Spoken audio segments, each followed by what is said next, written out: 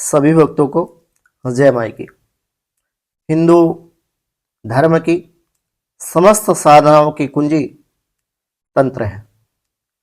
मैं आचार्य प्रदीप भारद्वाज माता श्री बगलामुखी के यूट्यूब चैनल के माध्यम से आप सभी भक्तों के लिए एक बहुत ही महत्वपूर्ण विषय पर जानकारी लेकर के उपस्थित हुआ हूँ। यदि मेरे द्वारा दी गई जानकारी आपको अच्छी लगे तो माता श्री बगलामुखी पीताम्बरा के यूट्यूब चैनल को आप सब्सक्राइब अवश्य करें और इस वीडियो को अधिक से अधिक संख्या में शेयर भी अवश्य करें।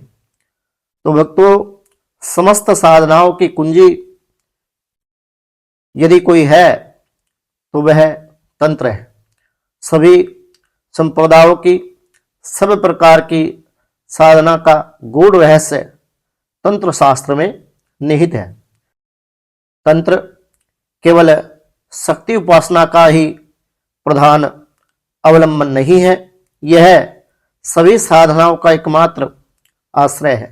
इसमें स्थूल साधन प्रणाली से लेकर अति गुह्य मंत्र शास्त्र और अति गुह्यतर योग साधना आदि के समस्त क्रिया कौशलों का विस्तार पूर्वक वर्णन है। तंत्र के अंतर्गत दार्शनिक तत्व भी कम सूक्ष्म नहीं है, परंतु प्रचलित दर्शन शास्त्र के समान जटिल और दुर्बाध्य नहीं है। लेकिन इनके दुर्बाध्य न होने पर भी जिन्हें सांप्रदायिक साधना संकेतों का ज्ञान नहीं है, उनके लिए तंत्रोक्त साधना मार्ग में प्रवेश करना बहुत सरल नहीं है। मनुष्य की प्रकृति तीन प्रकार की है, सात्विक, राजसिक और तामसिक। तंत्र शास्त्र की प्रकृति भी इसी प्रकार सात्विक, राजसिक और तामसिक है। तंत्र की साधना प्रणाली भी गुण भेद से तीन प्रकार की है। जिस व्यक्ति की जैसी रुचि होती है उसके अनुसार ही साधना संपन्न करके वह अपने जीवन को उपकृत कर सकता है। जो लोग वेदों का अनुसरण करते हैं वो पंच उपासक संप्रदाय गणपत्य, शौर, शाक्त, वैष्णव और शैव संप्रदायों में बटे हुए हैं। वे अलग अलग देवताओं के उपासक नहीं हैं, बल्कि सब एक ही परमात्मा की अलग अलग पंच भावों में उपासना करते हैं। इसलिए इन सभी देवी देवताओं में भेद रखना अज्ञान के सिवाय और कुछ भी नहीं है।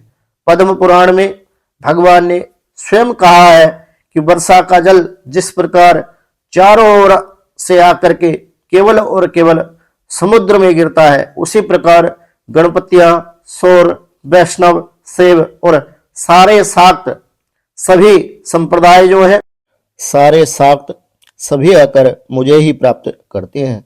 मैं ही लीला के लिए जगत में 5 रूपों में विभक्त हो रहा हूँ, यथा सौराश्चा शैव गाणेशा वैष्णव्या शक्ति पूजका मामेव ते प्रपद्यन्ते वर्षाभा सागरम यथा एकोहम पंचधा भिन्ना क्रीणानाथा भुवने खिला। इसलिए शास्त्र जीव को उपदेश देते हैं कि जो ब्रह्मा है वही हरि है, जो हरि है वही महेश्वर है, जो काली है वही कृष्ण है और जो कृष्ण है वही काली है। देवता के चाहे जितने नाम और रूप हों सभी एक हैं। यह जगत शिव शक्तिमय ही है। तंत्र के मत से देवी की उपासना ही एकमात्र शक्ति उपासना नहीं है। सभी सांप्रदाय शक्ति के उपासक हैं। पुरुष निर्गुण है, निर्गुण की उपासना नहीं होती। पुरुष देवता की उपासना भी शक्ति की ही उपासना होती है, क्योंकि वह शक्ति का आश्रय ग्रहण करता है। शक्ति के बिना वह शून्य है, सौमात्र है। वस्तु की सत्ता तभी तक है जब तक उसकी शक्ति स्वरूप धर्म उसमें प्रतिष्ठित है। प्राणियों के शरीर में अथर्वा नाम का एक प्राण सूत्र निकलता है। प्राण के स्वरूप में होने के कारण हम इसे देखने में असमर्थ रहते हैं। यह अथर्वा एक प्रकार से वायरलेस टेलीग्राफी है। आपने कभी महसूस किया होगा कि एक ऐसा व्यक्ति जिसे आप गहन स्नेह और प्रेम करते हैं, आपकी उसके प्रति यही स्थिति है। वो आपसे कई सौ मील दूर जाकर के रहता है, उसे वहाँ कुछ दुख या कष्ट होता है। आपको इसकी कोई सूचना नहीं है, लेकिन आपको भी व्याकुलता होने लगती है, आप परेशान हो उठते हैं। इस प्रकार ऐसी कोई ना कोई शक्ति अवश्य है जिसके माध्यम से आप व्याकुल हो उठे हैं। बस उसी परोक्ष शक्ति का नाम अथर्वा है। इस शक्ति के सूत्र से हजारों कोस दूर रहते व्यक्ति का आकर्षण किया जा सकता है। आपके यहाँ कोई संबंधी आने वाला होता है, उसका ज्ञान, उसकी जानकारी आपको नहीं होती, लेकिन आपकी छत पर अथवा आपके आंगन की दीवार पर कौवा बोलने लगता है। इस प्रकार जिस अथर्वा शक्ति को हम नहीं जानते, ना पहचानते हैं, उसे कुत्ता, पक्षी उसे पहचान लेते हैं। उसी शक्ति ज्ञान के प्रभाव से वह जमीन को सूंघता हुआ भागे हुए चोर का पता लगा लेता है। जिस रास्ते से चोर जाता है, उस रास्ते में उसका अथर्वा प्राण वासना रूप में मिट्टी में मिल जाता है। वस्त्र, नाखून, बाल आदि में वह प्राण वासना रूप में प्रतिष्ठित रहता है। इन वस्तुओं के आधार पर किसी भी प्राणी पर मनमाना प्रयोग किया जा सकता है। अथर्ववेद के घोरांगिरा और अर्थवांगिरा नाम के दो शब्द भेद हैं। इनमें घोरांगिरा में औषधि वनस्पति विज्ञान के विषय में जानकारी मिलती है और अर्थांगिरा में अभिचार प्रयोग है। इसका उसी अथर्वा सूत्र से संबंध है। यह जो अथर्वा सूत्र है, बस इसी शक्ति का नाम वलगामुखी है। यह इसका वैदिक नाम है, जैसा कि शतपथ श्रुति में लिखा हुआ है। कहती है, यदा वै कृत्या मुत्खन्नति अथ सालसा मोघा भवति तथो एवेश एतद्दस्मा अन्न कश्चित् द्विषन् भ्रातृव्यो कृत्याम बलगाम निखनति तानेवे तदुत्कृति। जिस प्रकार लौकिक भाषा में मतलब शब्द का मतलब बन जाता है, हिंस शब्द से सिंह बन जाता है, बस इसी प्रकार निगमोक्त वल्गा शब्द आगम में बगला बन गया। ऐसा भाषा के अपभ्रंश होने के कारण हुआ। बस उन्हीं माँ बगलामुखी से संबंधित तांत्रिक प्रयोगों का वर्णन मैं इस एपिसोड के माध्यम से आप सभी भक्तों के लिए लेकर के इस YouTube चैनल के माध्यम से माता बगलामुखी के इस YouTube चैनल पर समय समय पर भिन्न भिन्न तरीके से आपके समक्ष जानकारी लेकर के उपस्थित होता हूँ। माता बगलामुखी के अनेक भेद हैं। वे जगदम्बा, सर्वेश्वरी, सर्वदेवाराध्या, परात्पर, पराशक्ति, महाविद्या एवं ब्रह्मास्त्र है। उनका स्वरूप इस प्रकार है। भगवती के विषय में कहा जाता है कि चतुर्भुजां त्रिनयनां पीतवस्त्राधरां शिवां वंदेहं बगलां देवी शत्रुस्तंभन कारिणीं जिह्वाग्रमादाय करेण देवीं वामेन शत्रून् परिपीडयन्तीं गदा विघाते न च दक्षिणेन पीतांबराढ्यां द्विभुजां नमामि। यह महाविद्या अभिचारिक कर्मों की सिद्धियों एवं प्रयोगों को केंद्रित करके परिवर्तित नहीं हुई, क्योंकि इससे ज्ञान, शक्ति, वैराग्य तथा मोक्ष की प्राप्ति भी होती है। जैसा कि कहा भी गया है शास्त्रों में कि ज्ञानम शक्तिम च वैराग्यम लभते च सुनिश्चितम। यह महाविद्या समस्त विद्याओं का प्रभाव नष्ट करके अपना प्रभाव दिखाती है। वृष्णि सर्व विद्यानाम बगले केव भूतले। इस महाशक्ति की साधना करके साधक को मुक्ति भी मिल जाती है, यह जीवन चक्र से मुक्त हो जाता है।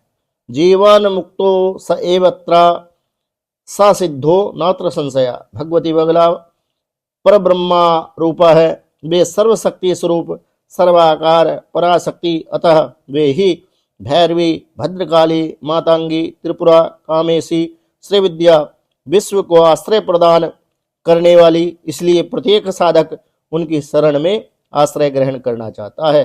माता बगलामुखी के विषय में, माता भैरवी भद्रकाली विजय वाराही विश्वश्रे श्रीविद्ये समये महेश बगले कामे शिवा में रमे मातांगी त्रिपुरे परात्पर परे स्वर्गापवर्गा प्रदे दासोहम शरणागतोस्मि कृपया विश्वेश्वरी त्राहिमम।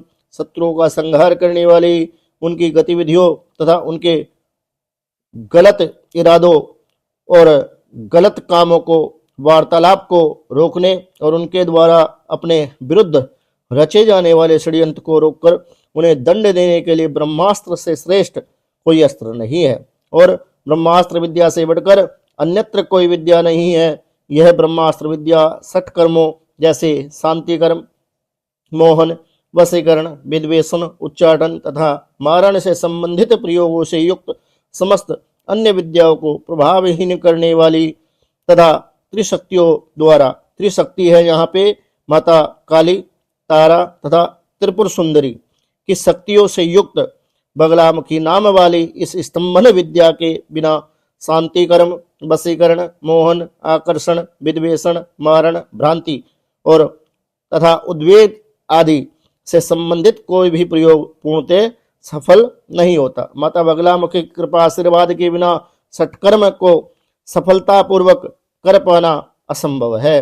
ब्रह्मा जी के द्वारा प्रकट की गई इस वाक स्तंभनी महाविद्या के बिना ग्रहण की गई अन्य कोई भी विद्या सिद्ध नहीं होती। अपने साधकों के लौकिक शत्रुओं का विनाश करने वाली भगवती बगला अनाधिकारियों से उन्हें असफलता देकर अपनी विद्या की रक्षा करने वाली, अपने साधकों पर अन्य देवता मंत्र से उत्पन्न अनिष्ट प्रभावों को नष्ट करने वाली, शत्रु साधक के मंत्र यंत्र जैसी साधन सामग्रियों को छिन्न भिन्न करने वाली तथा अन्य साधक द्वारा किए गए अन्यत्र देवी देवता से संबंधित मंत्र प्रयोगों से उत्पन्न अविचार कर्मों के प्रभाव को नष्ट करने वाली, इस कलयुग में जो मनुष्य सर्वत्र विजय की अभिलाषा रखता है, समाज के लिए हानिकारक प्राणियों का विनाश करना चाहता है अथवा क्रूर एवं हिंसक पशुओं को अपने बस में करना चाहता है, उन पर विजय पाना चाहता है, उन सबकी पूर्ति का उपाय रूप यह ब्रह्मास्त्र विद्या ही सर्वश्रेष्ठ है। भगवती बगलामुखी सृष्टि पूर्व से ही पूजिता है। श्री प्रजापति ने उनकी उपासना वैदिक रीति से की है। परिणामतः वे सृष्टि की संरचना करने में सफल हुए। उनके द्वारा इस विद्या का उपदेश सानकादिक मुनियों को दिया गया। सनत कुमार ने इस विद्या का उपदेश नारद जी को दिया। नारद जी को इसका उपदेश मिला। नारद जी के विषय में कहा जाता है कि बगला की मैं कहूँ क्या, ये भोग मोक्ष की दाता है, इसके साधक के शत्रु का निश्चय अंत हो जाता है, ये पाप ताप मिटाती है, सौभाग्य सदा जगाती है, भव बाधा हटाती है, जीवन को सरल बनाती है। जो बगला बगला कहता है निश्चय कृपा वो पाता है, अपना वो कल्याण कर भव सागर से तर जाता है। नारद ने लोमस से कहा, बगला नाम की महिमा को जो पूजे और चाहे से वो सर्व सिद्ध हो जाता है। भगवती बगलामुखी की जो पूजा करता है, जो मानता है, जो इनमें आस्था रखता है, वो सर्व सिद्धों का सिद्ध हो जाता है। तो सानकादिक मुनियों को दिया। सनत कुमार ने इस उपदेश को, इस विद्या को नारद जी को तथा नारद जी ने इस उपदेश को संख्यान नामक परमहंस को दिया, जिन्होंने 36 पटलों में बगला तंत्र जैसे अनुपम ग्रंथ की रचना की। इनके दूसरे उपासक भगवान श्री हरि विष्णु हुए तथा तीसरे उपासक परशुराम हुए, जिन्होंने आचार्य द्रोण को इस विद्या को उपदेश दिया। इंद्र के वज्र का स्तंभन इसी विद्या के द्वारा महर्षि च्यवन ने किया था। आद्य गुरु शंकराचार्य ने इसी विद्या के प्रभाव के द्वारा रेवा नदी का स्तंभन भी कर दिया था। महामुनि निम्बार्क ने इसी विद्या के आश्रय से एक परिवाज्रक को नीम के वृक्ष पर सूर्य के दर्शन कराए थे।